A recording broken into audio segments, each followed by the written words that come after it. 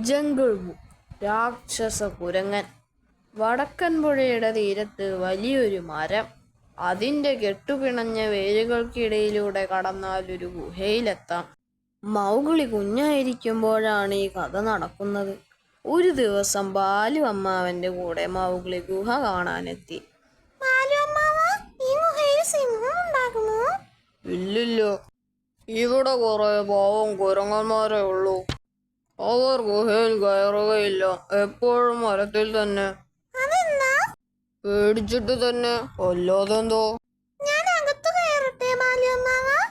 ശരി, നിൽക്കും മൗഗ്ലി, ഒറ്റയ്ക്ക് പോകണ്ട, ഞാനും വരാം. എന്തൊരിരുട്ട്!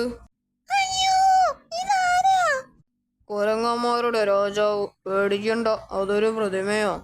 ഈ രാജാവിന്റെ ക്രൂരത സഹിക്കാതെ പണ്ട് കുരങ്ങന്മാർ ഇവനെ പുഴയിൽ മുക്കിക്കൊന്നു എന്നാണ് കഥ. പിന്നെ എല്ലാ കൊല്ലവും ആദ്യത്തെ മഴ പെയ്യുന്ന ദിവസം രാജാവിന്റെ പ്രേതം പുഴയിൽ നിന്ന് പൊങ്ങി വരുമത്രേ. പേടിക്കണ്ട മൗഗ്ലി, ഇതൊക്കെ വെറും വിശ്വാസമല്ലേ. ഇക്കൊല്ലത്തെ ആദ്യത്തെ മഴയോ? ഈ മഴയ്ക്ക് കുരങ്ങൻ രാജാവ് വരുമോ എന്ന് നോക്കാം. മഴ തോർന്നിട്ട് പോകാം.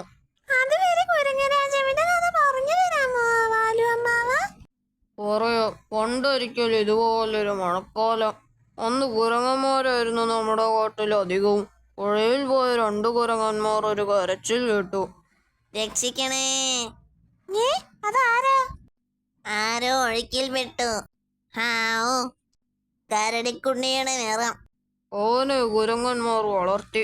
വളർന്നപ്പോൾ അവൻ എല്ലാവരേക്കാൾ തടിയും പൊക്കവും. താമസിയാതെ അവനൊരു രാക്ഷസ കുരങ്ങനായി. വലിയ ശരീരം, വായിൽ കൂർത്ത പല്ലുകൾ.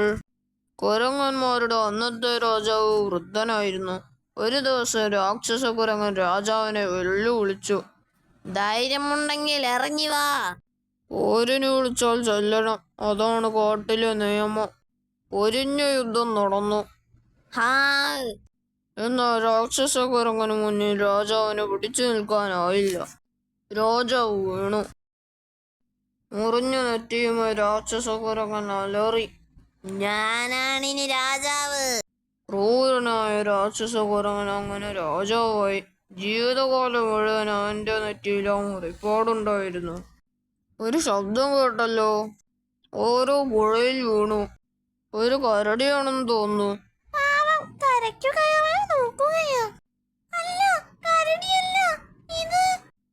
മൗഗ്ലി ഒറ്റ നോട്ടത്തിൽ അത് കണ്ടു. നെറ്റിയിലെ മുറിപ്പാട്.